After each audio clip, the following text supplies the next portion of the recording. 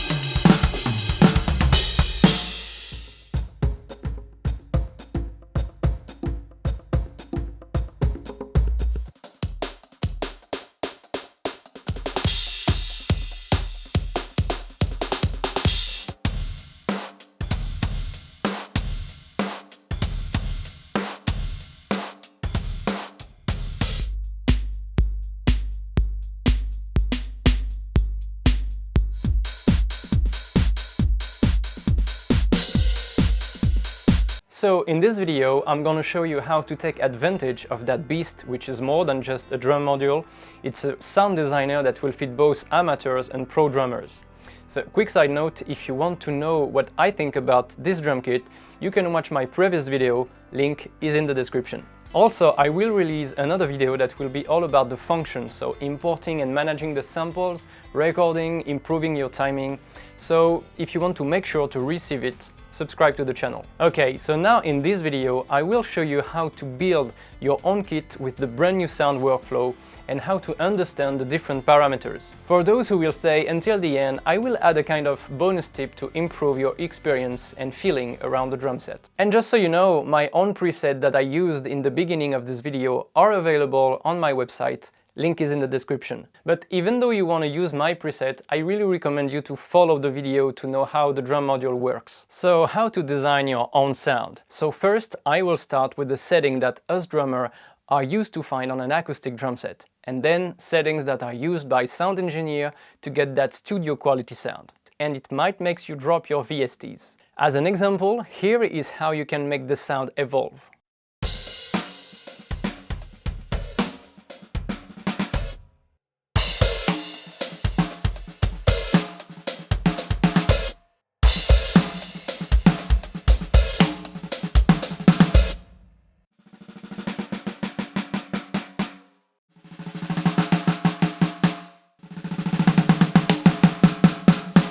And here is how to do it. Okay, so to begin with, you have the physical button. There is nothing to explain here. You can choose the instrument by hitting the pad and explore the different instruments. You can tune it on the spot to add some tightness or some fatness. You can muffle it the way you want, and then you can adjust the volume. So it's a pretty quick and simple way to start exploring the sound without going to any menus. Now let's dive a bit deeper. Okay, so press the Kit Edit button. So as you can see, they have presented the sound editing process in a very comprehensive format because it basically represents the natural workflow of the sound. It might look complicated at first, but it's very simple. You have settings that are drummer-oriented and you have mix-oriented settings as if you were in a recording studio with a full mix console. So for each pad of the kit, you can follow this process. So you can turn on back and forth to see what it does, and you can press enter to change the settings. So the transient designer, it will allow you to manage the attack and the sustain, so the resonance. My advice would be to adjust this setting at the very end or to go back and forth because it will depend on how you set up the other parameters, especially the compression. You will see that later. So I would recommend to start with the instrument. So to select an instrument, you just have to tap on the desired pad and press enter. Now you can select the instrument with the wheel or the dedicated knob, it doesn't matter, it's the same thing. Same thing with the muffling and the tuning. And by the way, the tuning for the cymbal will be called size, but it's actually doing the exact same thing, so pitching the sound up and down. So let's get back to the snare and let's tune it a little bit and muffle it just a little bit. Okay, so this was the easy part. Now press edit. Okay, so here you will have different settings according to which pad you're choosing. For the snare and tom, you will be able to adjust the shell depths to increase the body. Usually increasing a little this setting will improve the sound because stock sound lack of body. So I usually choose 9. Then you can choose the head type, coated, clear or pinstripe. Then you can choose the amount of overtone, so let's do -1 for example. Then you have the strainer adjustment from loose to tight, so a wire sound that will be very separated from the snare drum and a wire sound that would be very close to the snare drum. I prefer tight strainer. Then you have the wire level. You also have the pad pitch and the pad pitch sweep that allow you to pitch differently the instrument and the overtones. You also have the pad decay for the resonance. Also something very interesting, if you hit the rim of the snare drum, you will be able to choose other parameters such as the cross-stick instrument. And I love that because, for example, I like the snare sound, but I don't like the cross-stick sound, so I can choose another one. So now let's go to the sub-instrument. This will dramatically improve your sound. It's a killer option because you can add extra sound to your main sound and blend it together to create a new sound. So you can add a second snare sound that would be complementary to the main sound. It could be a clap, it could be a sub bass for the kick drum and so on.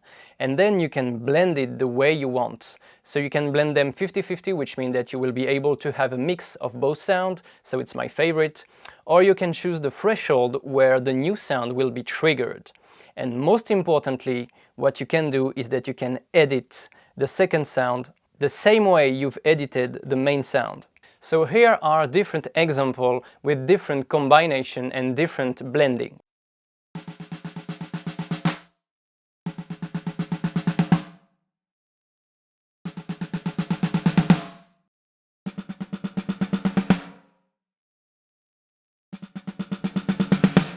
Okay, so now head and rim. It's very useful if you want to separate the head sound and the rim sound. It can be useful to add a bell on the rim of the tom or to choose different rim sound. So that's it for the instrument setting, and that's already deep. So let's exit that. Okay, snare drum. Okay, so pad volume, enter. So I really recommend to check out the level of your kit and also the level of each individual pad before and after tweaking the sound, because everything that you will add will modify the perception of the volume. What's interesting here is that you can also choose the panning. So you can also adjust the panning for each pad from left to right. My advice for a more immersive experience would be to increase the panning just a little more and also to match the way your kit is set up. So here is what I did with my kit setup. Now, how to make your drum module sound like a studio mixed sound. Okay, so now the EQ. So the EQ is a very powerful way to transform your sound. You can adjust 3 frequency ranges from low, medium to high to make your drum sound deeper, brighter, or with more punch or more presence. Or you can withdraw some unwanted frequencies. Don't go too crazy with it because it can really ruin the sound. I would not recommend a +15 with a very large frequency range. Be gentle.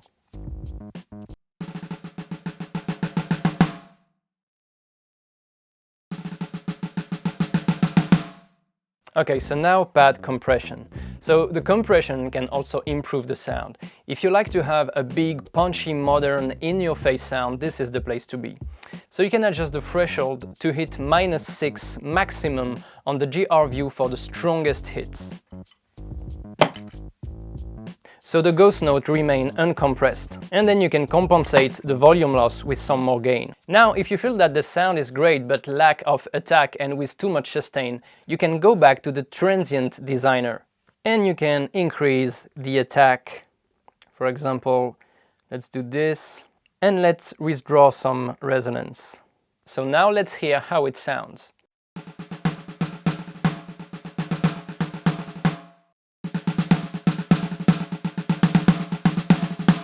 Great.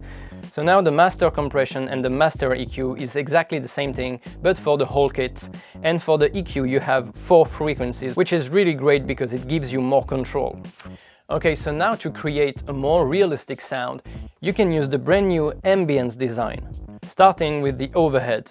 Okay, so this one is a bit difficult to handle, but it gives fantastic results in terms of realism, brightness, deepness, and precision of the sound. Okay, so basically the overhead is a brand new engine that recreates the studio mic placement with different mic from dark to bright and from close to open. You have a lot of settings. You can also EQ and compress the overhead. You have 2 ways to adjust the volume of the overhead. First, you have to send each pad to the overhead signal, and then you can adjust the overall volume. And you have different grade presets here to get you started. So let's do some A/B comparison with and without overhead, and I recommend to use headphones to hear the difference.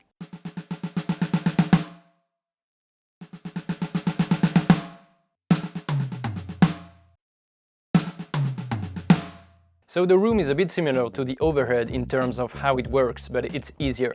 So while the overheads are about mic and placement, the room is about the reverb, and it can bring some warmth, space, and deepness. You can choose a natural room from small to very big, or you can choose a digital reverb. So same thing as the overhead, you have to choose how much room you want to have for each pad. Okay, for example, let me show you what it can do with a digital reverb.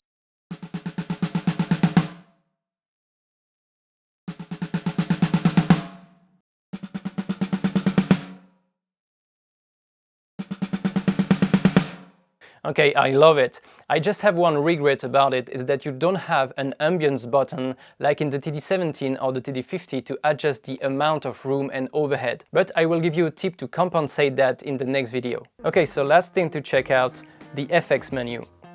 I have not been using it, but you can add interesting special effects such as delays, echo, distortion, overdrive, etc. So now let's do A/B comparison with my own personal presets.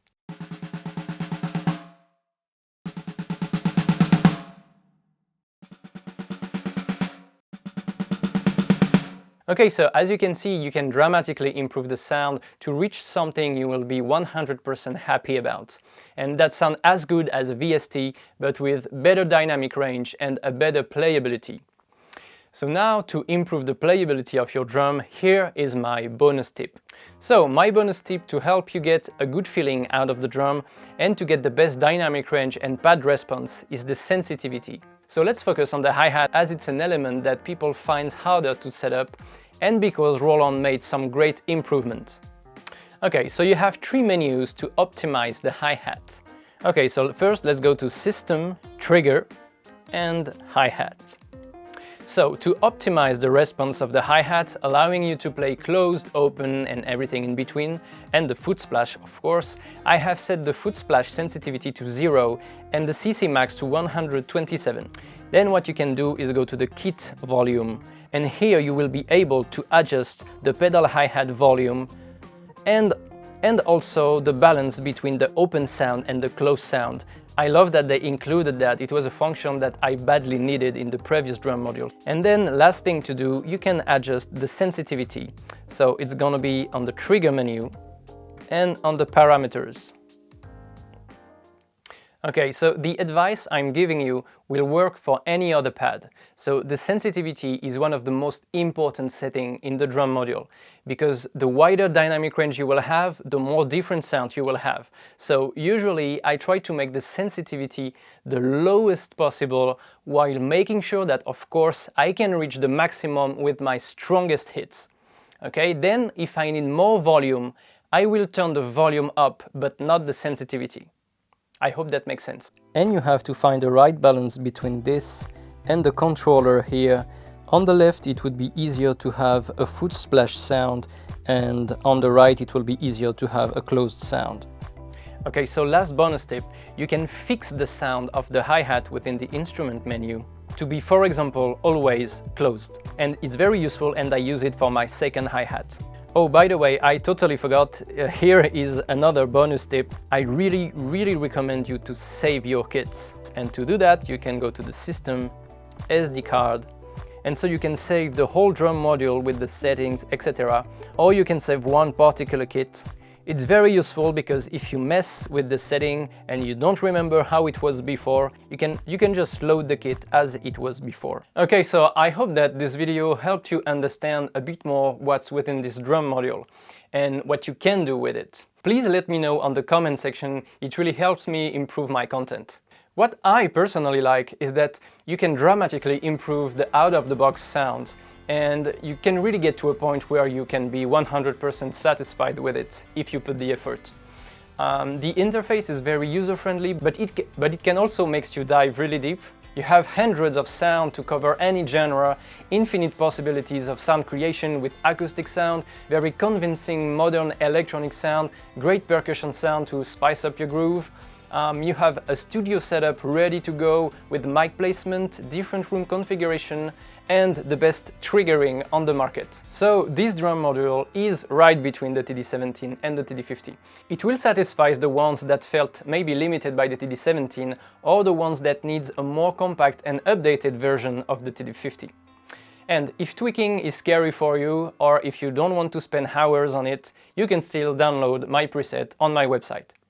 Now, this is the end of this video, but if you want to go even further with this drum module, I will release a second video on the 3 different ways to record yourself, how to import your samples and to make them sound good within your drum module, functions to work on your playing and your timing, and tips for the studio or live situation.